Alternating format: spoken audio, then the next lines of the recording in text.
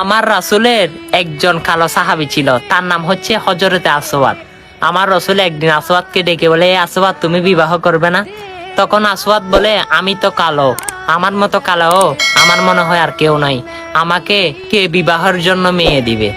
তখন আসওয়াদ মন খারাপ করে ফেললো। আমার রাসূল বলে, যাও, তুমি ওই ঘরের মধ্যে মদিনায়, তুমি এই ঘরের মধ্যে একটি রূপসী সুন্দরী মেয়ে আছে, তার বাবাকে তুমি প্রস্তাব দিবে, তখন আমার কথা বলবে।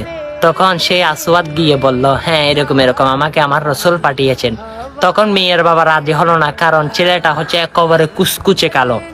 তখন মেয়ে আসওয়াদ মন খারাপ করে চলে আসতে লাগলো। তখন মেয়ে শুনে কথাগুলো মেয়ে বাবাকে বলতেছে, বাবা, আমার রাহমাতাল লিল আলামিন আসওয়াদকে পাঠিয়ে তুমি তাকে কিভাবে বিদায় করলে? তখন পিছন থেকে আবার ডাক দিল। তখন বিবাহের জন্য মেয়ে রাজি হয়ে গেল, তারপর বাবাও রাজি হয়ে গেল। শেষমেশ আমার রসুলের কথা সেই বাবা পালন করলো। সেই মেয়ে আমার রসুলকে এমন মহব্বত করে আসওয়াদকে নারাজ হতে যায় নাই। তখন ওই মেয়ের বাবা আসওয়াদকে বলে, তোমার বিবাহ করার মতো কিছু আছে?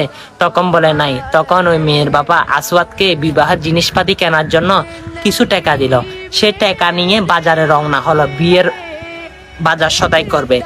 তখন আমার রসুল শুনতেছে যুদ্ধ করতে চলে গিয়েছে। সেই আসওয়াদ আর মানতে পারে না।